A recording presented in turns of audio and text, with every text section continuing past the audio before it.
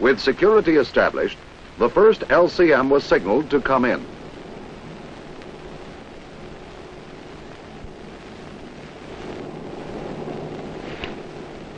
Johnston lent a hand in tying it to the bank.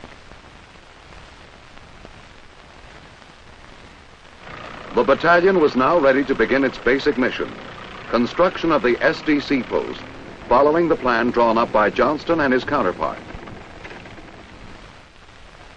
The wall for the triangular post would be of mud, which would become almost as hard as concrete when it dried.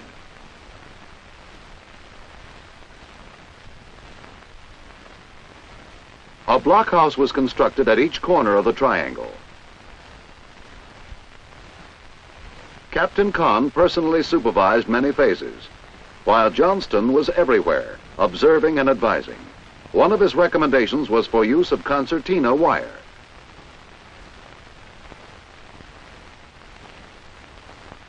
Their joint plan also included the digging of a moat surrounding this entire post.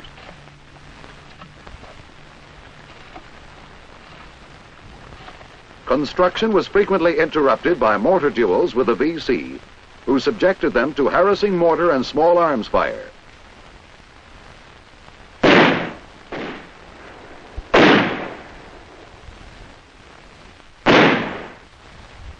Casualties were sustained by both sides.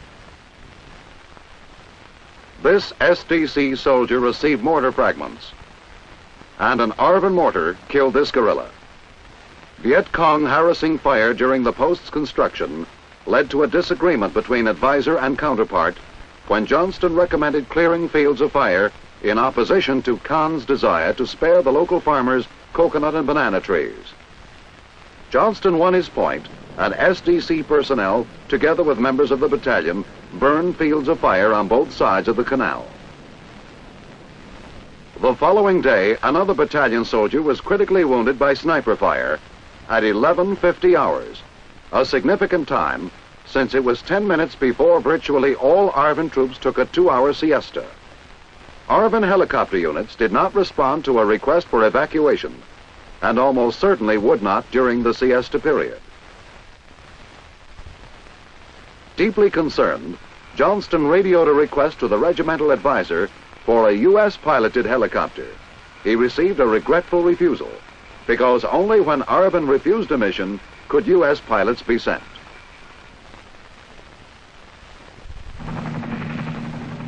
Three hours later, an ARVN helicopter landed. The wounded man lost his right eye and was paralyzed on the right side. Johnston, deeply involved, helped load him on the helicopter. With the SDC post almost completed, the battalion moved the bulldozer across the canal to assist in the construction of a watchtower. While being offloaded from an LCM, it became stuck in the soft mud. Johnston and his counterpart hurried to the scene. Having had some experience with tracked vehicles, Johnston felt he had the solution, but kept it to himself to permit Conn to direct operations.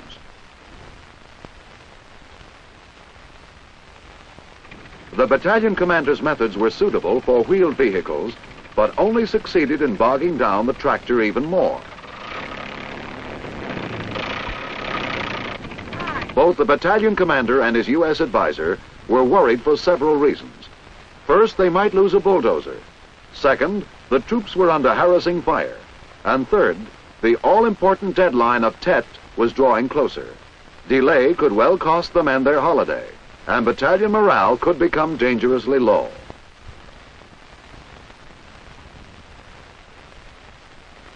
As he later admitted, Johnston's concern for the men led him to use poor judgment. He attempted to advise his counterpart in front of his officers and men, leading Conn to reject the recommended solution. Conn's acceptance of advice given in front of others would have caused him to lose face, so he continued to use his own methods. Even procurement of a second bulldozer and use of all available men didn't help. Finally, Johnston, in private, issued an ultimatum to Conn: use the method he had recommended, or he would make a report to regiment. This would result in even greater loss of face and possible disciplinary action for Khan. The battalion commander reluctantly gave in. Johnston's method was to anchor the bottom of the track to a stationary object so the tractor would pull itself over its own treads and out of the hole it had dug for itself.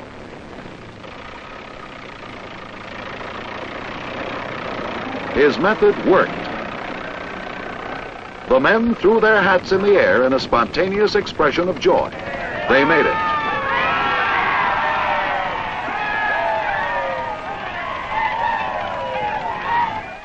A few days later, their mission was fully accomplished. The SDC post was completed.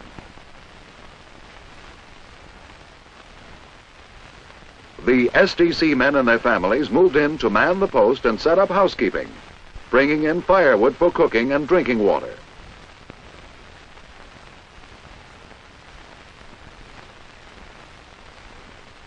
It was a scene of domestic tranquility against a backdrop of anticipated violence.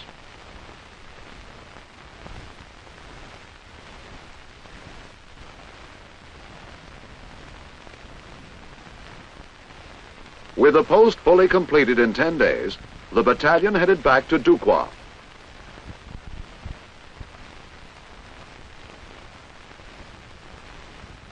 The Viet Cong, unsympathetic as always, hit them with an ambush. It was quickly met with small arms and mortar fire. Khan directed the action.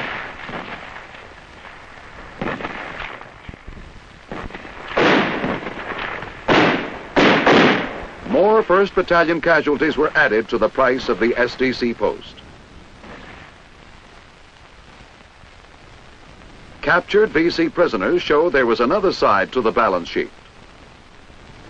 Now they could complete the final leg of their journey back to Duquois.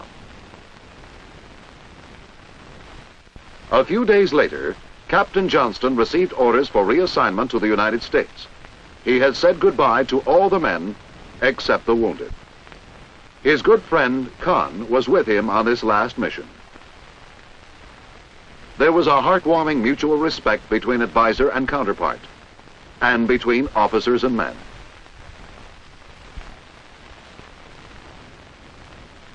At least one advisory technique had burned itself deeply into Johnston's subconscious. These were indeed his troops. It was time for him to return to the United States and for Lieutenant Clement to replace him. The new battalion advisor had already learned, as Johnston had, that a careless word or action could not only jeopardize the success of a mission, but could cost the United States dearly in goodwill and cooperation. He recognized that the rapport developed by Captain Johnston had been achieved at great personal sacrifice and at considerable cost to the United States. Inevitably, there would be problems. It would be up to him to work them out as Johnston had. However, one fact was certain. All else being equal, he would have an easier time of it because his predecessor had laid the foundation of a workable relationship with his counterpart and the rest of the battalion.